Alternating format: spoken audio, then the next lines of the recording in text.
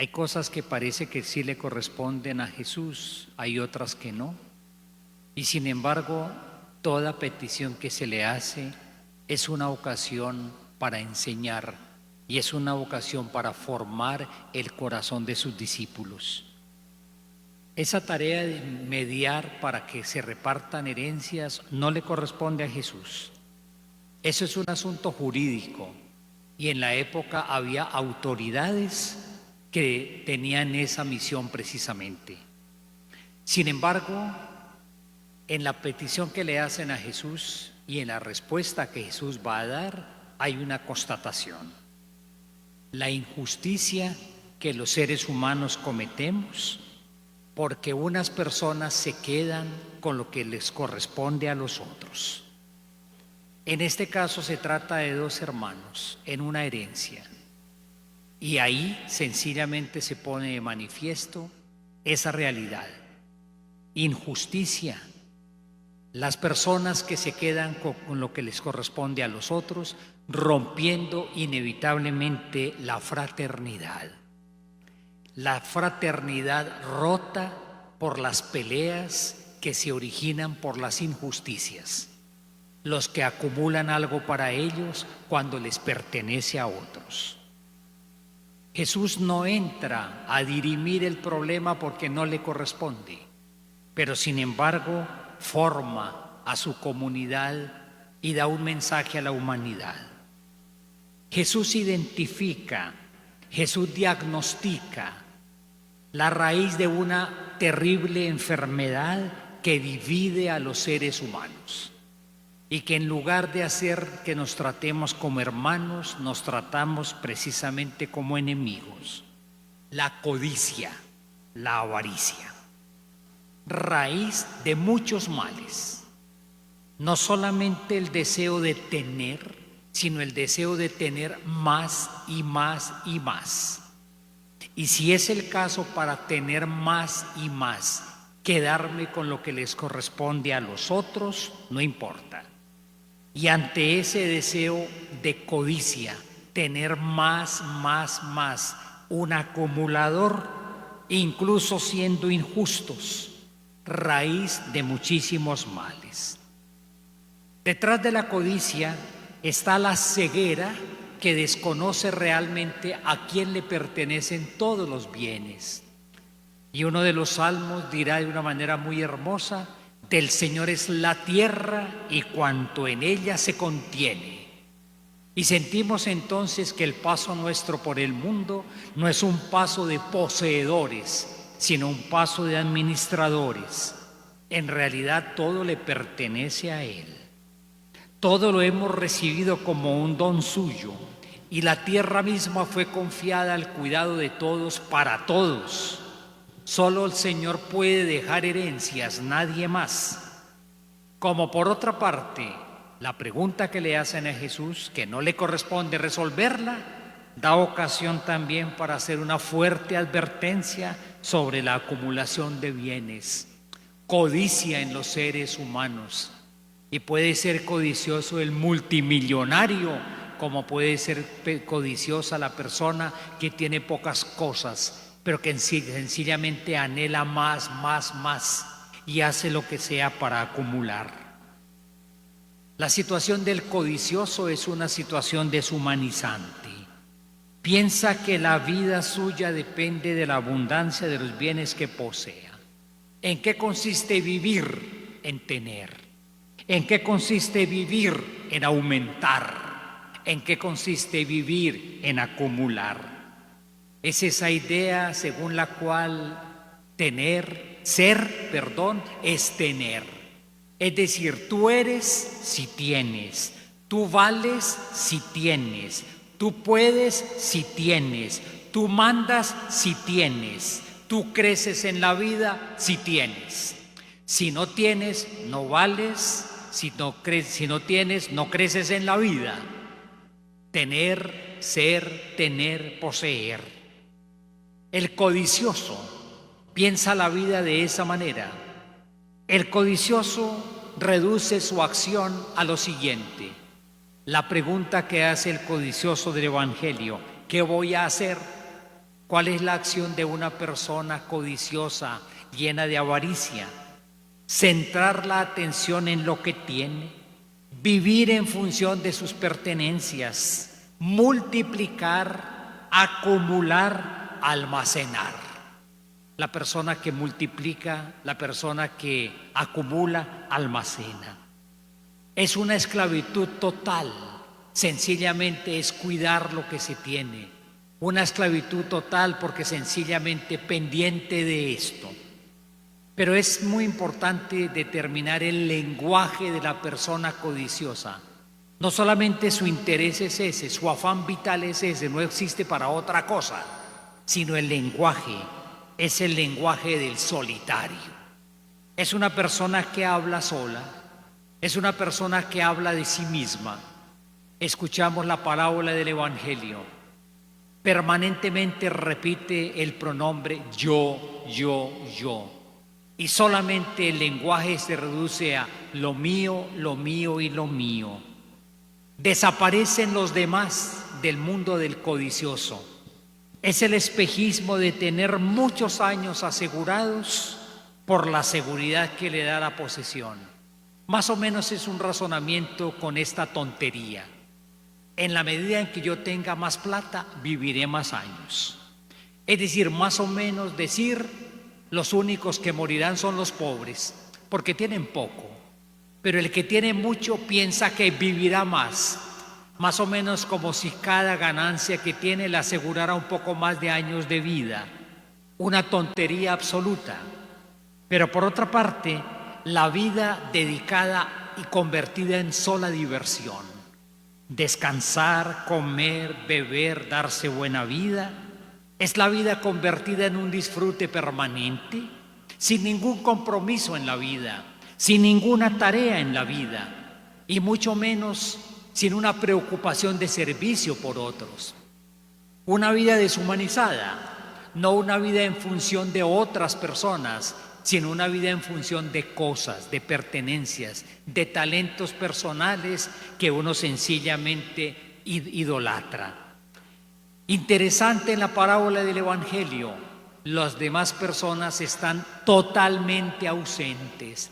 Es el monólogo del codicioso, es el monólogo de la persona avara. Nunca menciona a otras personas. Intenta atesorar para sí mismo, acumula bienes, llevando un programa de vida solitario, contemplando lo que tiene, contemplando la plata que tiene y cuidándola de los otros.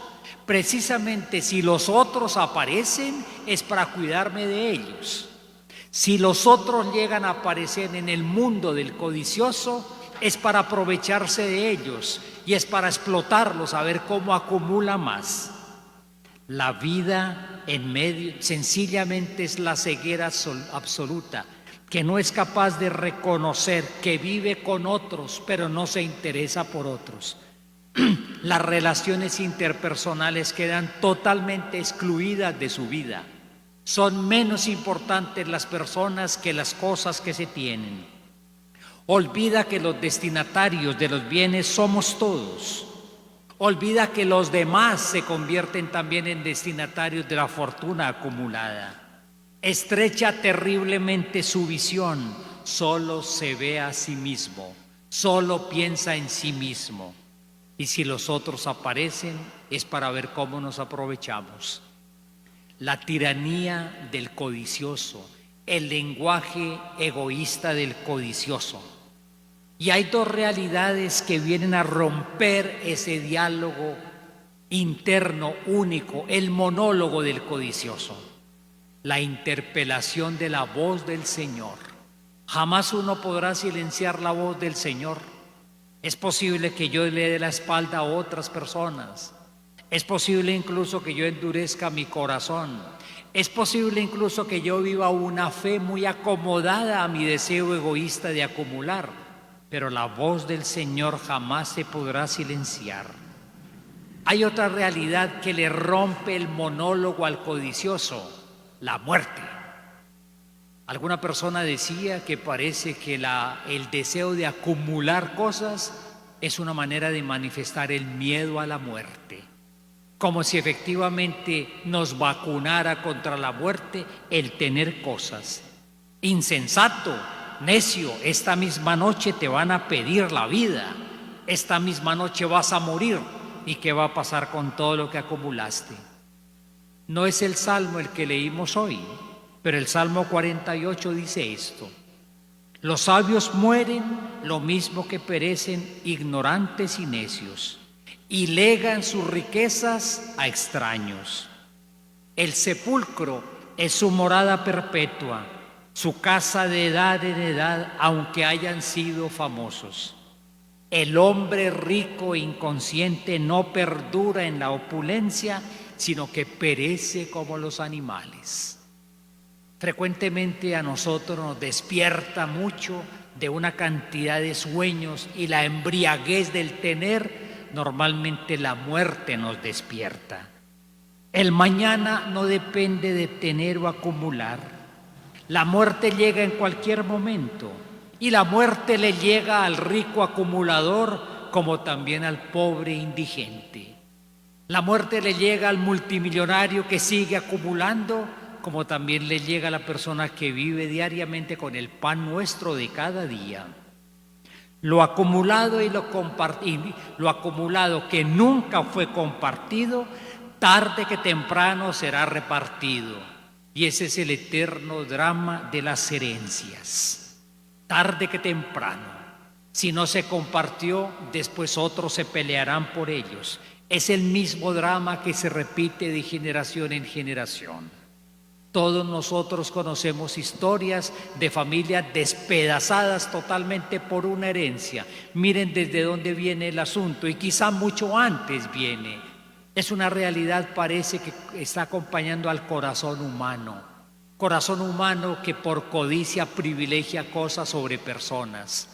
Corazón humano que es capaz de romper la relación con otros sencillamente por acumular. Corazón humano que le da prioridad a las cosas sobre las personas. Corazón humano que prefiere pertenencias y no relaciones. Y ojalá relaciones justas donde todos podemos disfrutar de lo que pertenece a todos. Es el olvido del destino universal de todos los bienes. O es como lo presenta también la segunda lectura de hoy, la idolatría de la codicia. Cuando Pablo habla precisamente de vivir según la resurrección, llama la atención sobre una serie de cosas que pertenecen a una antigua manera de vivir, no pascual, y señala directamente: cuídense de la codicia, que es una verdadera idolatría. Es la riqueza amontonada para uno mismo, es empobrecernos ante el Señor. La riqueza ante el Señor consiste fundamentalmente en la capacidad de compartir. Se es más rico ante el Señor no en la medida en que más se acumula. Se es más rico ante el Señor en la medida en que más se comparta, en que más se distribuya, en que más se participe de lo ganado. Esa es la verdadera riqueza ante el Señor. Pablo llama la atención. La vida pascual que Cristo nos ofrece no es simplemente la victoria sobre la muerte, es también durante esta vida que el Señor nos da, años que no sabemos cuántos son, cuánto nos conviene a todos orar diariamente con el salmo que leímos hoy, el Salmo 89. Enséñame, Señor, a calcular mis años para adquirir un corazón sensato. Una oración que tendremos que hacer permanentemente. Gracias, Señor, por este nuevo día. Gracias por la tarea que encomiendas hoy. Gracias por la capacidad que me das para ser constructor de relaciones. Gracias por la oportunidad que me das para un día vivido en la justicia y no en la acumulación injusta de cosas.